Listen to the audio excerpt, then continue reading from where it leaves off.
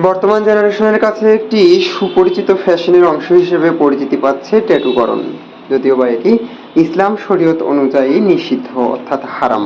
হারাম কাজ করতে যেন অনেকেই মরিয়া হয়ে পড়েছে। বিশেষ করে উঠতি বয়সের তরুণেরা শরীরে এসব সুচক্ষতিতভাবে একটি নকশা কিংবা একটি ডিজাইনকে প্রতিফলিত করছে। নিজেদের ইচ্ছা মতো এসব প্রতিফলিত ডিজাইন অনেকটা স্থায়ী এবং যেখানে রঙের মিশ্রণ ও সেখানে ব্যবহার করা হয় সূচ, যার ফলে শরীরের অত্যন্ত ক্ষতি হয়ে থাকে।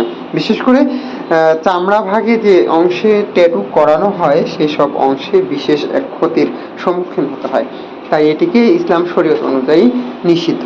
তবে বর্তমান পশ্চিমা বিশ্বের সাথে তাল মিলিয়ে এর প্রভাব বাড়তে শুরু করেছে বাংলাদেশে। বাংলাদেশের একটি জেনারেশন ট্যাটুকে ফ্যাশন হিসেবে গ্রহণ করেছে, যেটি তাদের স্বাস্থ্যের জন্য অত্যন্ত ক্ষতিকর। বাংলাদেশের বর্তমান সময়ে প্রত্যন্ত অঞ্চল থেকে শুরু করে শহরে জীবনের অনেকেই এই ট্যাটুকে পছন্দ করে থাকেন।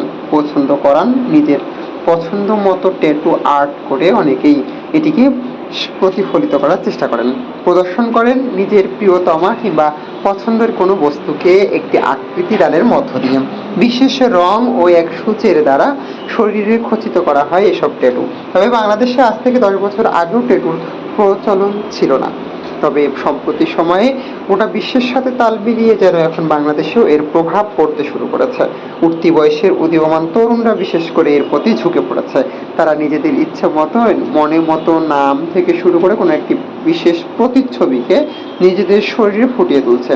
যদিও বা এটি স্বাস্থ্যগত দিক থেকে অত্যন্ত ক্ষতিকর এবং শরীয়তের দিক থেকেও এটিকে নিষিদ্ধকরণ করা হয়েছে। মানুষের শরীরে স্থায়ী ট্যাটু কিংবা অস্থায়ী ট্যাটু কোনোটিকেই সমর্থন করে না ইসলাম ধর্ম। ইসলাম ধর্ম মতে শরীরে কোনো কিছু আঁকা, আবরণ অঙ্কন করা সবকিছুই ইসলামের দৃষ্টিতে নিষিদ্ধ। তবে একটি জেনারেশন সম্প্রতি সময়ে ট্যাটুর প্রতি ঝুঁকে পড়েছে। অনেকেই আবার এটিকে ট্যাটু শিল্প হিসেবেও চালিয়ে দেওয়ার অপপ্রয়াসও চালাচ্ছেন।